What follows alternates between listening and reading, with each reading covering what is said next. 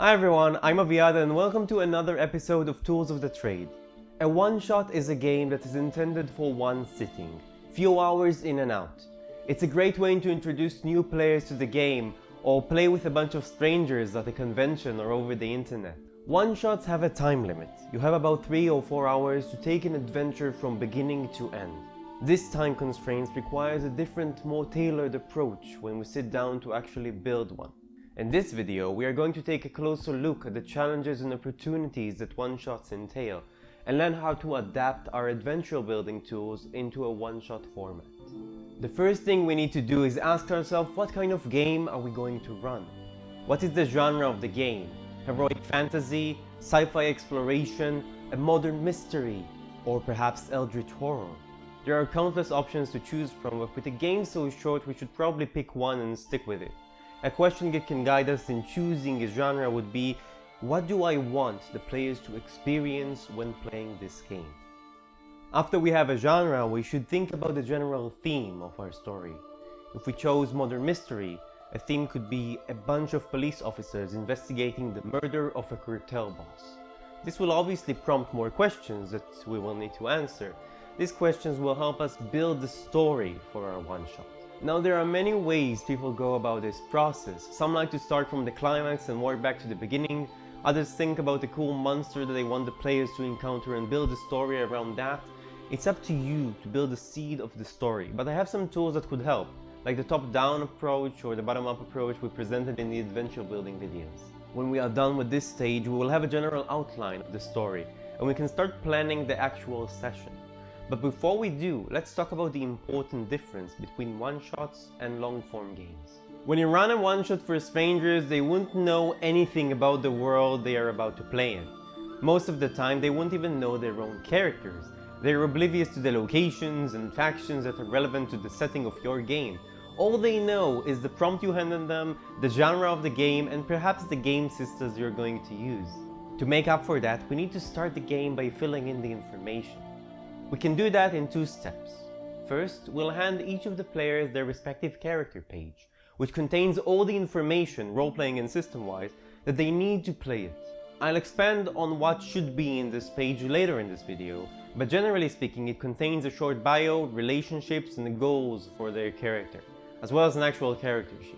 Second, we'll read aloud the introductory text for the game. We've talked about writing expositions in a previous video. When we write this prompt, we need to make it clear and concise, focusing on building the setting with broad strokes in their mind's eye, so the players get the hang of the setting they're about to play in. The ending of the exposition is also the prompt to the first scene, so once you are done reading it, the game is on. One-shots have a definitive beginning and ending. Each run starts the same, but usually ends very differently.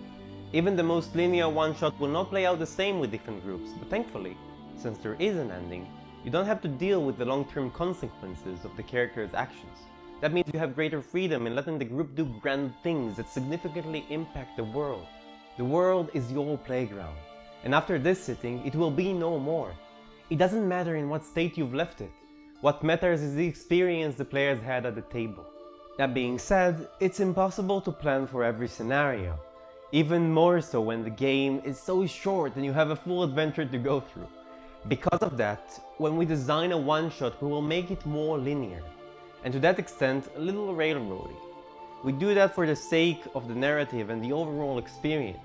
Imagine a scenario when the players ignore your hints and their character goals, and go to explore the forest instead of the haunted house you intended them to. In an ongoing campaign, it's a valid choice, and even if they spend half a session in the forest, you can simply pick it up next time. But you don't have a next time when it comes to one-shots. So if you were to run out of time, the game is over, whether you reach an ending or not.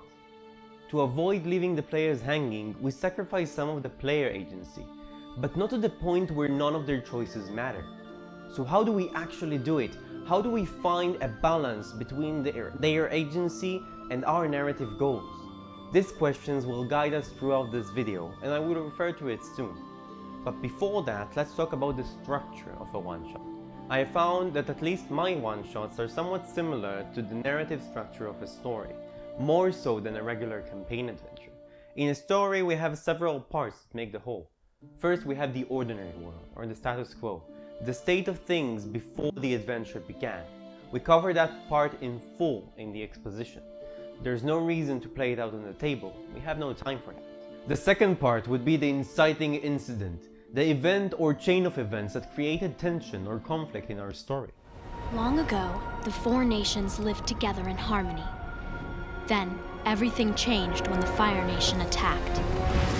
This part can either be the very first scene in the game, or better, thrown into the exposition as well.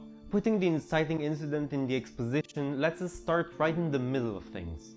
The third, and probably the longest part, is the rising action. This is the heart of our story, where you build up the suspense towards the climax. Most of the scenes we'll plan for this one-shot will fit into this part. They will contain reveals, twists, and crisis points, but they should always elevate the overall tension and push the story forward towards the climax. The climax comes next. This is the peak, the final showdown, the decisive moment of our game. In here, all the cards are laid out at the table, and the stakes are at their highest.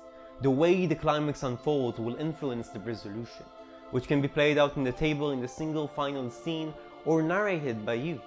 You could let the players decide what is the future of their characters, or take a moment to describe how the story reaches a point of closure. After that, the game ends. You only have so much time to take your players through this experience, so we are going to use the narrative structures to plan out the layout of the scenes. We will break the story into a series of main scenes and think about how long each of them is going to take. Each scene we plan has a purpose in our story and a place in the structure, so it needs to push the story forward. If we are planning an epic raid one-shot when the characters must defend the castle from the hordes of the undead, could start with something like this.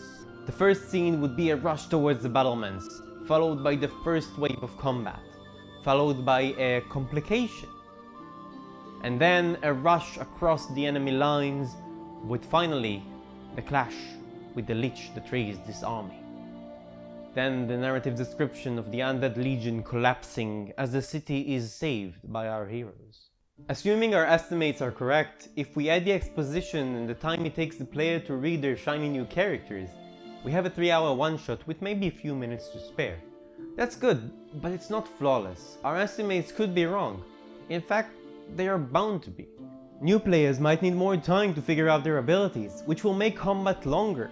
But on the other hand, a strong combination of spells can end an encounter a lot earlier than expected. The greater issue with this layout, though, is that it's an absolute railroad.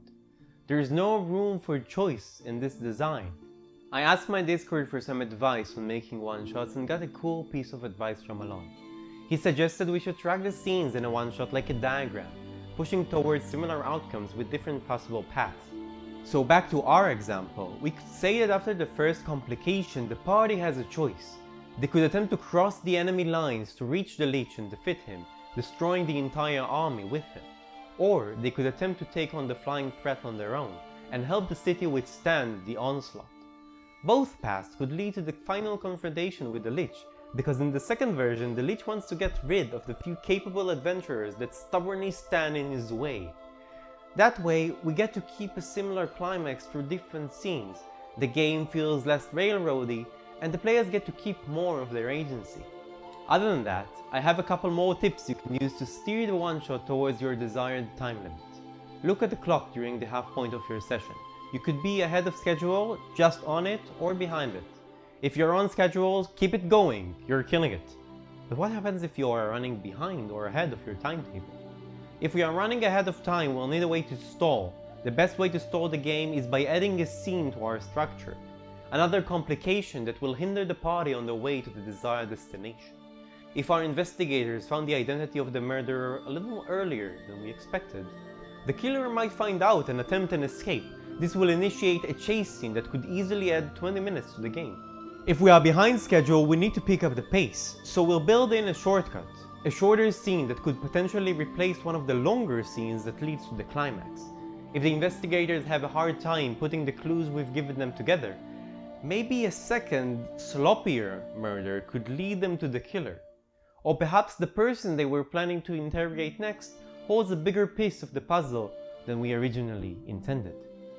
If we pay more attention to the clock, we can use a similar trick within the scope of a single scene. Let's say we are in a fight that is supposed to take 30 minutes, but it's been 20 minutes and the table is a bit sleepy. The battle isn't going anywhere. To solve that, we could give the party an advantage within the scope of this scene, like an ally that changes the battlefield in their favor. On the other hand, we could extend combat by sending in another wave of foes, or causing a terrain shift that forces the players to rethink their strategy. We can use a similar approach if we feel like the players are chasing their own tails. We can plan a catalyst for every scene, an outside influence that will alert the players that time is of the essence and push things forward. With a game so short, we might feel hesitant about letting the players solve problems in a creative manner. I encourage you to let them. Let them try their crazy ideas, because whether they succeed against all odds or fail terribly, the best stories come out of it. If the consequences end up affecting the length of the game, well, we now have the tools to accommodate for that. Do you enjoy role-playing characters in one-shots? I do, and some of your players will. To help them get the hang of their characters in the short time we've got, we need to give them the gist of it. My recommendation is half a page of character bio that explains who they are, how they connect to our story, and some of their prominent personality traits. After that, give them 2 or 3 goals that their character wishes to accomplish in the span of this game. And for every other character in the game, give them a sentence or 2 that explains the relationship or first impression they have. Obviously, you'll also need to give them a character sheet. I don't think we need to explain this one. And if the game is intended for players who are unfamiliar with the system, a simple handout will help them play. For D&D, I choose Actions in Combat, and most systems have a handout or cheat sheet that you can find on the internet and print out. An interesting point about goals in one-shots is that they don't have to align. I once ran a game where one of the players was a mole, a servant of Vecna. He turned on the group just before the climax. We still remember that epic moment, and while I wouldn't do that with a player in a campaign, it makes a lot of sense for a one-shot. Generally speaking, one-shots are opportunities for experimental things. The fact that you don't have to carry the consequences of the game with you is a huge advantage, and you also get immediate feedback on how the game went. I encourage you to experiment and try running different genres, using various systems and homebrew content. I feel like it makes us better GMs. A cool concept I'm trying out recently is historical one-shots. In this game, we play events that happened in the history of my campaign world. Sure, there are more constraints that other one-shots don't have, because a few things are given. Some people will die, some cities will fall. But personally, I feel like there's a lot of room to play when asking how these events transpire. And while some things are constant, many others are mutable, and they create ripples that can change the world. I can't go into more detail because my players might be watching, but I can say for certain that running these games changed my initial plans for our ongoing campaign. It's a super cool way to practice your own world building and get the players excited about the setting you've built. If you weren't sacrificed to an elder god by now, you've heard me talk about one-shots. We started with the first step of one-shot design, its purpose. We talked about the genre, theme, and the outline of the story. After that, we went over the challenges of one-shot planning. We used expositions and pre-made characters to help the players get the hang of our setting despite being completely unfamiliar with it. We used the narrative structure of a story to design the main scenes of our one-shot and create the experience we want within our time limits. We covered some time management methods that help us adjust our game on the fly and finish it on time. We've mentioned how these methods actually preserve the player agency and give their choices meaning within the game. We mentioned how a short bio, a relationship map, and a few goals can really help the players roleplay their characters. And last but not least, we talk about the experimental aspect of one-shots, why I think they make us into better GMs, and the example of historical one-shots, a format I've been playing with recently. That's it for this video. It was a long one, but I'm glad you stayed with me for this. I enjoy building and running one-shots, and I want to hear more tips and stories about your experience with them. You can either put them here in the comments, or join our Discord channel and share them with the rest of the crew. Until next time, you are awesome, keep being awesome, and I'll see you beyond the screen.